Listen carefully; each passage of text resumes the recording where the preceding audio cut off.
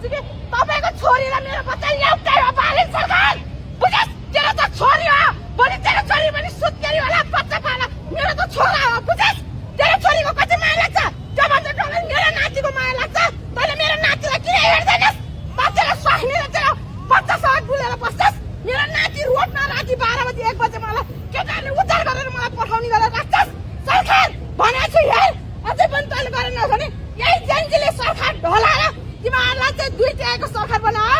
फेरि पनि हामी ढलाउनलाई फेरि रोडमा उत्रिन नपरोस् राजसभा कार्यालय लर छोडिदिने बच्चालाई अब राजसभा कार्यालय जाने अगाडि लर राखिदिने ल तिमीहरूले के गर्ने यो गराओ भन्ने छोडिदिने कति मौन बस्न सकेको के सरकारले चाह्यो भने यो घटना 24 घण्टामा रफादफा गर्न सक्छ 24 घण्टामा सरकारले न्याय दिन सक्छ के हाम्रो ठुलो यति ठुलो डिमान्ड छैन राज्यको आधा सम्पत्ति हामीले मागेको छैन के हामीले केही पनि ठुलो माग छैन हाम्रो माग के हेरेर बसेका छोडिदिनु भएको त पुरै केही भन्दिन मैले सरकार मानेन जिउ भन्दिन बुझ्या हाम्रो घरमा चाहिँ हाम्रो घरमा चाहिँ तपाईहरुको पाइला पनि नपरोस् हरि ढकाइज्यू अहिले भोटमा जितेर बरु त्यो अर्को चाहिँ आउनु भयो यहाँ हैन के दे उसको नाम चाहिँ खगेन्द्र सुनारजी खगेन्द्र सुनार मानवताको नाताले पनि बच्चा हेर्न आउनु भयो नि तपाई किन आउनु भएन प्रदेश सरकारबाट तपाई किन आउनु भएन यो बच्चा हेर्न एकचोटी सम्म पनि तपाई इन्टरभ्यु दिँदा न्याय के अन्याय हुन दिन्न भने तपाईको शब्द त्यही हो आफ्नो क्षेत्रमा भएर अन्याय हुन दिन्न रे भेट्न आउनु भयो त्यति त भन्नु भएछ त के रहेछ यो केस यो बच्चा के रहेछ भने हेर्न आउन सक्नु भएन तपाईको विषयमा गाडीमा यति भुक्दा पनि हामीले नसुनेर भोट दिएर जिताएर पठाएको बुझिस् अब आउलास भोट माग्न अब मैले भोट लिस्ट यसरी भाँचेर अब कसैलाई दिन खेती गर्ने भएको छ नि हो हैन तिमीहरू यो जतिवटा सरकार माथि अनि के हुँदैन हामीले न्याय पाउँदो रहेछौँ त पाउँदैन तिमीहरू त कुर्ची हुँदा गाउँ पस्छ सबैलाई चिन्छ अहिले यस्तो बच्चा लिएर यहाँ आउँदा तिमीहरूले चिन्दैन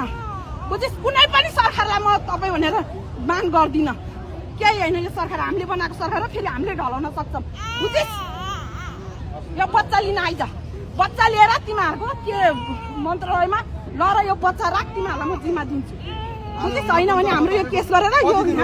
यो रोडबाट हामीलाई छिटो पठाउने वातावरण बना 18 दिन भइसक्यो बाटोमा बसेको तेरो बच्चालाई त बोकेर हिँड्छस् मेरो बच्चा रोडमा सुत्दा तेरो मन खाँदैन बाले तेरो मन खाँदैन तेरो छोरी मात्रै तेरो हिराको टुक्रा हो धनी मनीको मात्रै बच्चा राम्रो हो माया हो हाम्रो बच्चाको माया हुँदैन तँलाई रोडमा यत्रो दिन बच्चा सुत्दा तँलाई अलिकति मन पेट पोल्छ कि पोल्दैन त सरकारमा भएर दे तैँले सक्दैन भने जसले चलाउन सक्छ त्यही राज्यलाई दे बुझिस् पहिलाको लिङ्क गरेन अहिलेको लिङ्क गर्दैन त रौनी मात्रै रहेछ सुकुम्बासीलाई त्यत्तिकै रुवाखास जेन्जीलाई त्यत्तिकै रुवाखास तैँले यो जेन्जीलाई हेर्न पछि पर्दैन त्यही जेन्जीले गर्दा तिमीहरूलाई ढलाएर दुई तिहाईको सरकार बनाएर माथि लग होइन अहिले त्यो जेन्जीलाई तिमीहरूले न्याय दिन्छौ बुझिस् कस्तो हुँदो रहेछ जेन्जी उल्ट्यो भने फेरि